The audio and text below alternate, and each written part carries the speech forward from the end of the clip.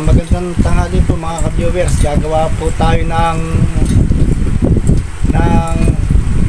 kung paano bumaba po ang bill ng inyong kuryente. Kaya po ito po, panoorin nyo po ang ating gagawin.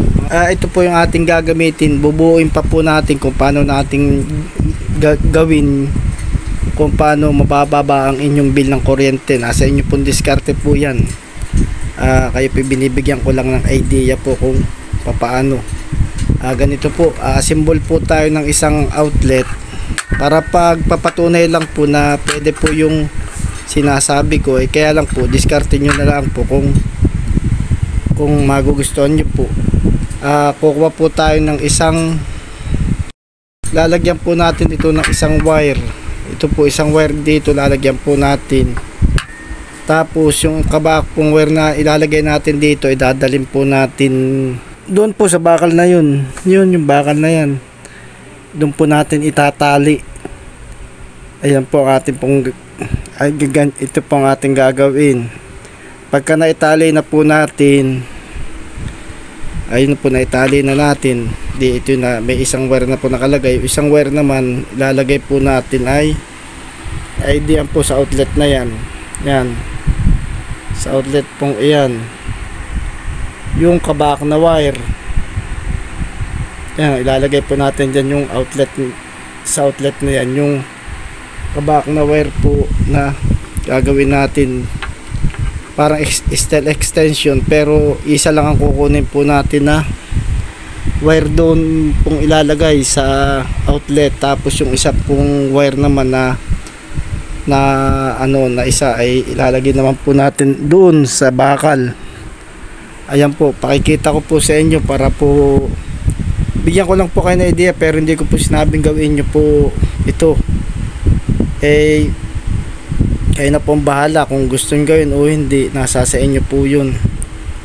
Ito po, atin na pong umpisan ang pag-assemble po ng ating DIY na gagawin. Ayan po. Ito po mga ka-viewers, bali po binubuo na natin yung ating extension wire na may outlet nga po. Nasabi ko nga ay kung gusto nyo gawin ay nasa inyo po, kung ayaw nyo naman ay nasa inyo rin po yun. Binibigyan ko lang kayo ng idea kung paano bababa ang bill ninyo. Yun po, okay po. At atin po nga lalagyan na itong isa.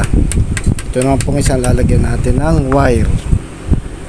Ito po, dalawa na pong wire ang nakalagay po sa outlet po. Atin na pong tatakpan mga ka-viewers. Lalagyan ng tornilyo, tapos lalagyan na po natin sa bakal yung isang wire. Takpan na po natin. Ito na po mga ka-viewers, may takip na po. Tinakpa ko na yung outlet. Lalagyan naman po natin ng plug. Tatanggalin po natin yung kabaak. Ito pong isang paa ng plug, tatanggalin po natin. At ito pong matitira, siya po nating isasaksak doon po sa outlet na yan. Yan po sa outlet na yan mga ka-viewers. Yun po, kukunin lang po natin din ay yung live. Yung ground po naman ay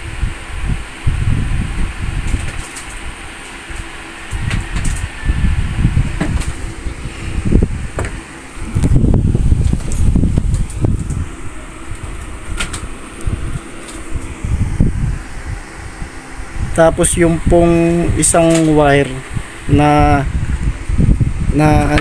ito na nga po dito sa outlet, ilalagay naman natin doon po sa bakal na yan.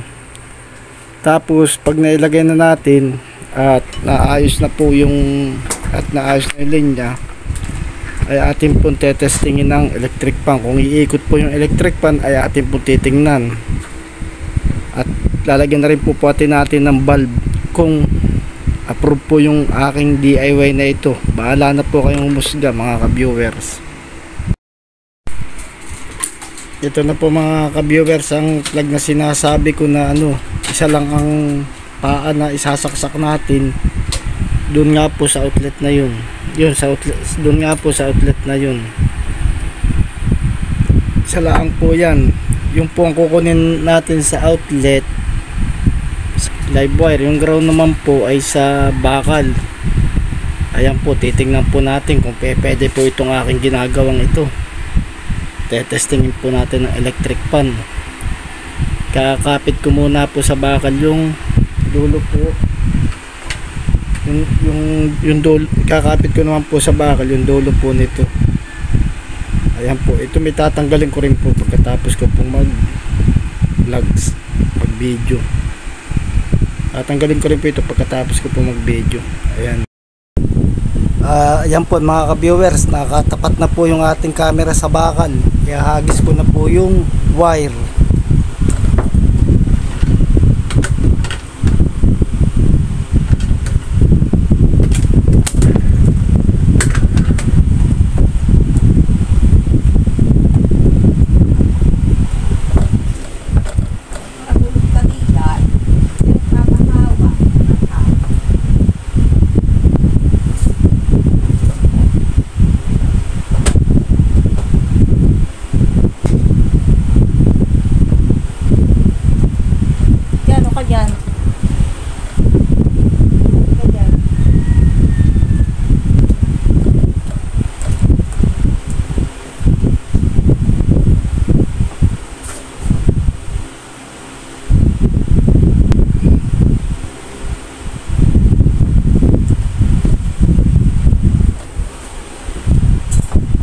Ayan na po mga ka-viewers, bali po nakatali na yung isang wire sa bakal. Ito po yung wire nya, oh. Yan po, baka sabihin nyo kung saan. Yan po, oh. Yan po yung wire nya. Ito po yung outlet. Atin pong tetestingin kung ayan po mga ka-viewers, sa atin na pong sasaksak po itong kabaak na plug na may paalang. Isa lang pong paalang pong ilalagay nyo sa plug. Huwag nyo pong dadalwahin. Ito po ilalagay na po natin.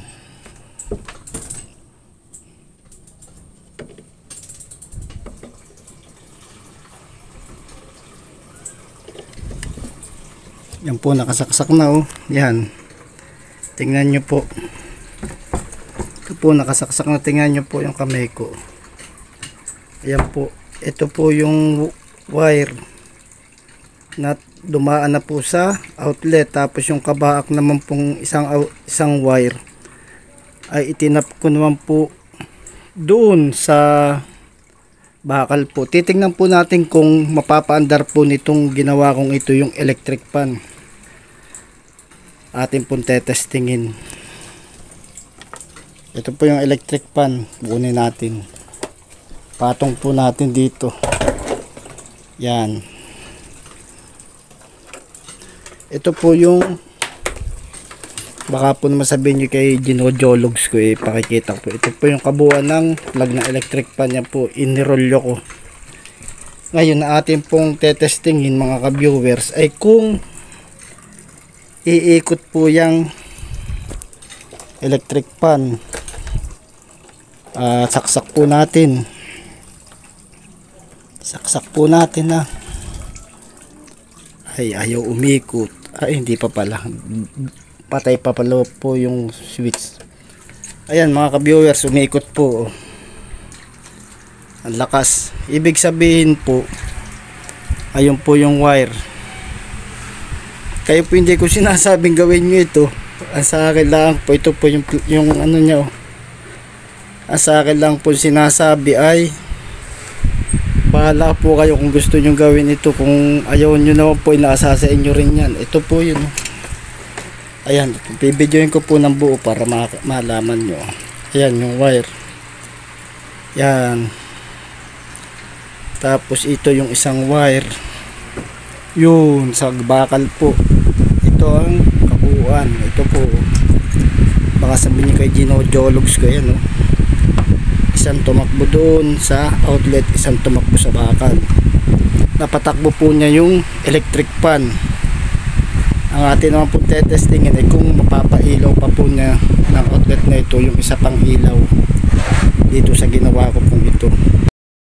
Ito po, kumuha po tayo ng ilaw pa na pantester po din doon sa outlet para mapatunayan ko po sa inyo na okay naman po yung ginawa ko. Kaya lang huwag nyo pong gagawin yan, ako pagagalitan tayo. Ayan po, yan po, testingin natin kung iilaw. Hindi ko hirap po ako ako na nga umilaw po. Yan, umilaw. Kita nyo naman po, umilaw siya. Hindi na bago ang takbo ng ikot ng electric pan. Yun po. Yun lang po mga ka-viewer. Naipakita ko po sa inyo yung aking pong ginawa. Bahala na po kayo mag-isip kung anong mas magandang plano ninyo. And God bless you po. Salamat po sa pagsubaybay sa channel ko. Please